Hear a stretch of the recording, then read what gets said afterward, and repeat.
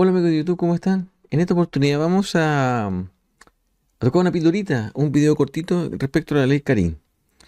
Vamos a tocar los aspectos principales, cosa que no saca tan largo el video. Para no perder más tiempo, soy Álvaro y estas son las pildoritas.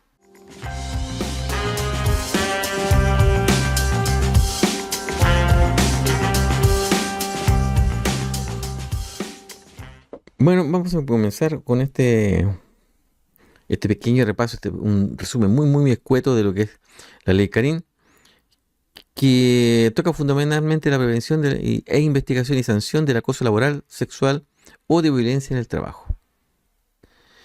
Vamos a partir con el origen. Este proyecto de ley ya está hace más o menos desde el año 2022, para ser preciso, el 13 de junio se presentó, un grupo transversal de diputados presentaron este proyecto de ley, que hasta la fecha, hasta este año, se demoraron en aplicarlo.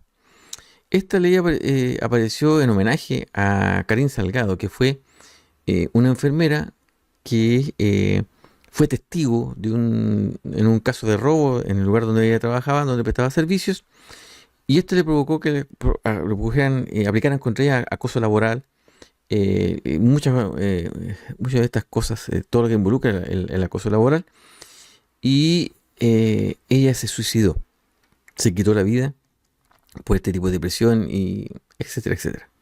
Eso provocó que saliera esta ley. Bueno, el principal objetivo es promover al interior de cada lugar de trabajo una cultura de sano trato entre los propios trabajadores y de los empleadores con sus trabajadores. Esta ley va a entrar en vigencia el 1 de agosto.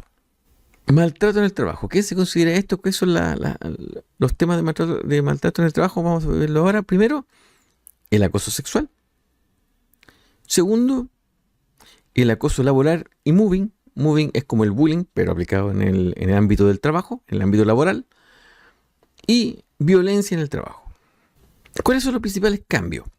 Que hasta la fecha el Código de Trabajo señalaba exclusivamente que las relaciones laborales debían siempre fundarse en un trato compatible con la dignidad de las personas. Esa era la definición que tenía el ámbito de trabajo. A esto se le agregó un concepto que se dice y un trato libre de violencia.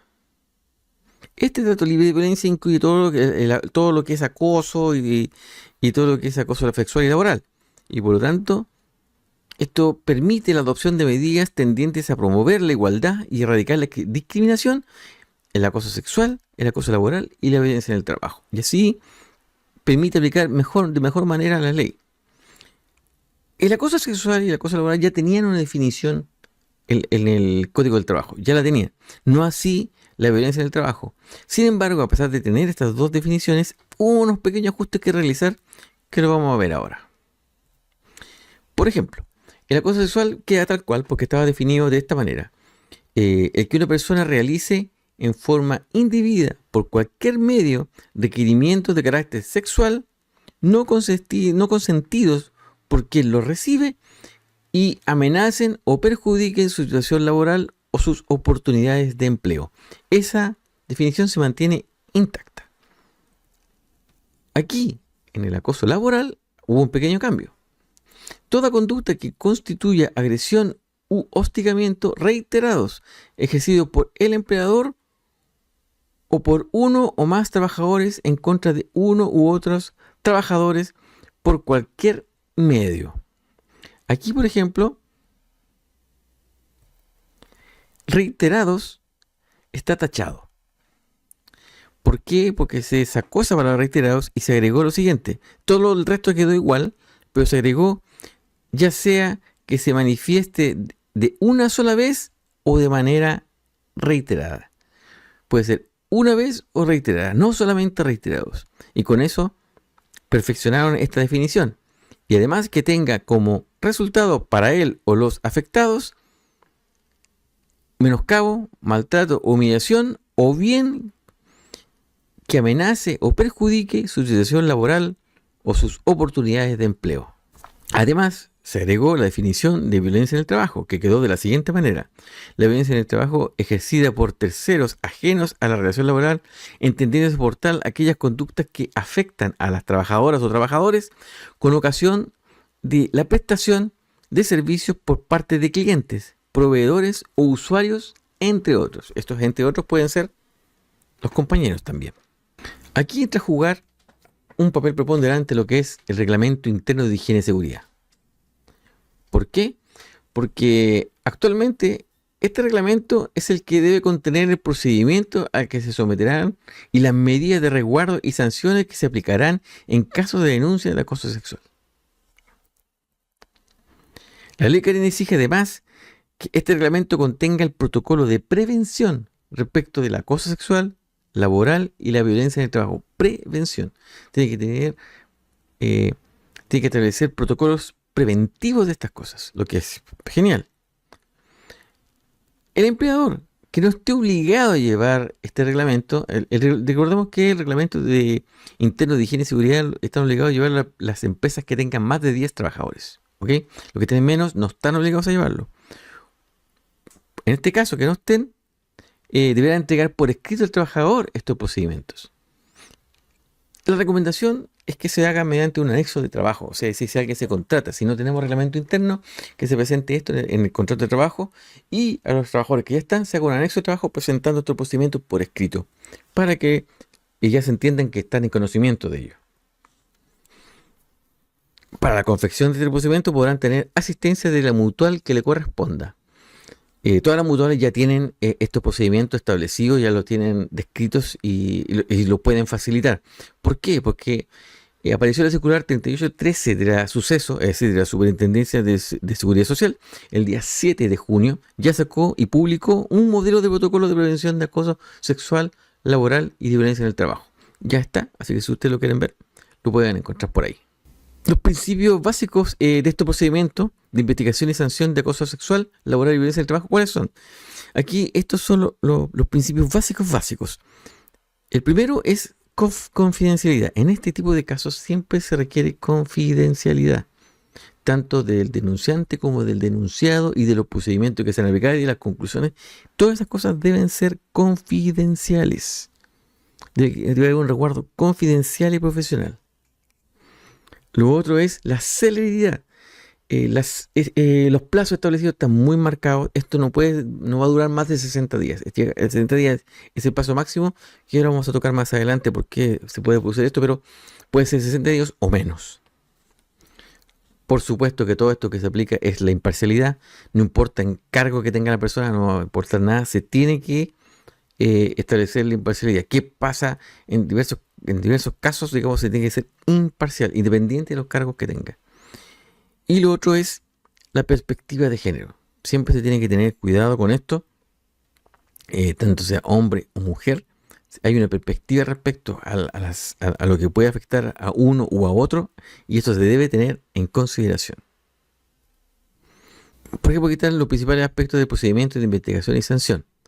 Primero, se puede hacer una denuncia al empleador o al departamento que se establezca como receptor de esta denuncia en el procedimiento o a la inspección del trabajo. Lo importante es que en el reglamento que se presente, ya sea dentro del reglamento interno de higiene y seguridad o dentro del procedimiento escrito que se entregue al trabajador, ahí se debe establecer cuál es el procedimiento, a quién se va a hacer la denuncia. Se tiene que estar escrito ahí. Nuestra recomendación es que se establezca un procedimiento regular, es decir, que primero el trabajador vaya al Departamento de Recursos Humanos a establecer su denuncia y luego, si el Departamento de Recursos Humanos puede determinar si va a la inspección del trabajo o no. Esto debe ser así, digamos, debe ser esa la forma, a nuestro modo de ver. Ahora, uno dice Departamento de Recursos Humanos, pero en las pymes nos referimos básicamente a una persona que tiene que ser, lo más probable, el contador, el que vea esto. Ahora, si la empresa es muy pequeña y no sé, el contador es externo, no hay una persona que esté física para poder llevar estas cosas, que solamente se refiere a meditación, bueno, se determina que derechamente se va a la inspección del trabajo a hacer esta denuncia y se acabó el problema, digamos. Esta denuncia debe constar por escrito o de manera verbal, pero es obligación del empleador o de la dirección del trabajo que reciben esta denuncia el documentarla, el hacer un acta firmada por ambas partes. Antiguamente esto se dejaba en manos del trabajador, en manos del denunciante. El denunciante era el que tenía que entregar un escrito. Y creo que sucedía que a veces decían, no, que te me entregan por escrito, el denunciante o no quería escribir, o no se sentía capacitado para hacerlo, o le daba lata, etcétera, y al final no se hacía. O sea, ahora la obligación, él puede hacer la denuncia verbalmente, y la obligación de dejarla escriturada es del empleador o de la relación de trabajo, quien sea que reciba esta denuncia. Recibida la denuncia, el empleador deberá adoptar las medidas de resguardo respecto a los involucrados, es decir, separación de espacios físicos, redistribución de la jornada y atención psicológica cuando corresponda. Si la denuncia es en la inspección del trabajo, entonces es esta quien determina las medidas en un plazo de 2 días hábiles para que la pueda aplicar el empleador. El empleador puede realizar una investigación interna o derivar a la inspección del trabajo esta investigación en un plazo de 3 días. La investigación deberá concluir en un plazo máximo de 30 días y las conclusiones deberán remitirse a la inspección del trabajo para que ésta haga sus observaciones en un plazo máximo de 30 días. Ahí están los 60 que mencionaba.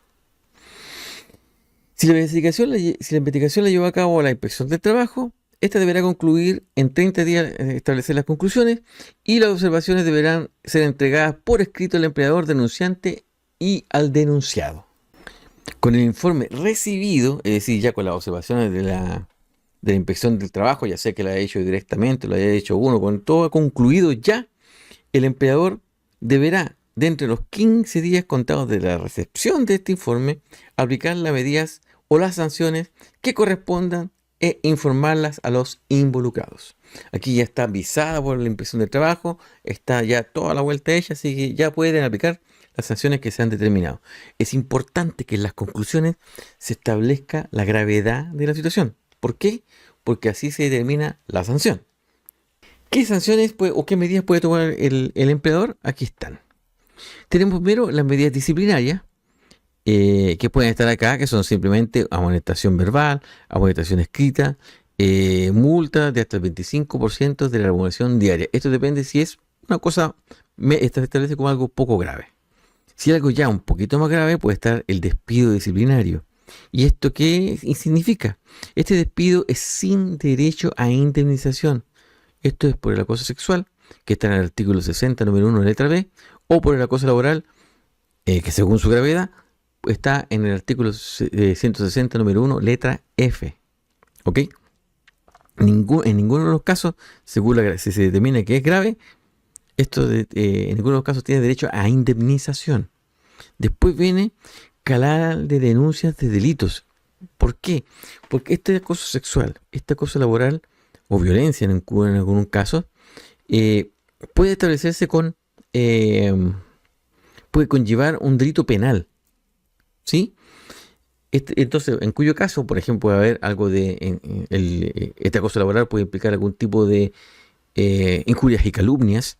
En el acoso sexual puede haber incluso hasta violación o abuso sexual. Entonces, todos esos tienen sanciones de carácter penal. Por lo tanto, el empleador tiene que darles herramientas al denunciante una vez establecido esto. Oiga, se despidió la persona, pero le recomendamos que vaya a tal o cual parte a seguir, porque esto fue algo penal. Tiene que tener una sanción penal y no solo una sanción laboral. Algunos aspectos finales. Si son pymes y no tienen departamentos tan grandes, no hay un departamento de recursos humanos, no hay ese tipo de cosas, deben consultar con el contador si puede llevar esto, consultarlo ahora, ya, si es capaz de llevar este tema. La mayoría de los contadores nos asociamos con abogados, así que podemos hacerlo, pero eso depende de cada cual. Entonces, a lo mejor su contador no tiene la capacidad, entonces se establece inmediatamente que se toma conocimiento de esto, pero se va a derivar a la inspección del trabajo y se establecen los procedimientos adecuados, porque dentro del procedimiento debe estar señalado quién va a llevar a cabo la investigación. ¿Sí? Y el establecer este tipo de cosas es súper importante. Hablarla con el contador, establecer estos procedimientos es radical. Lo otro, todas estas cosas, que son un tema cultural. Todos los cambios de conducta en Chile han requerido ley. Todos los cambios culturales han requerido una ley que los empuje.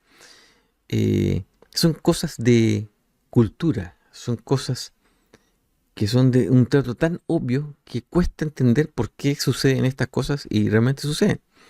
Pongo el ejemplo de los cigarros.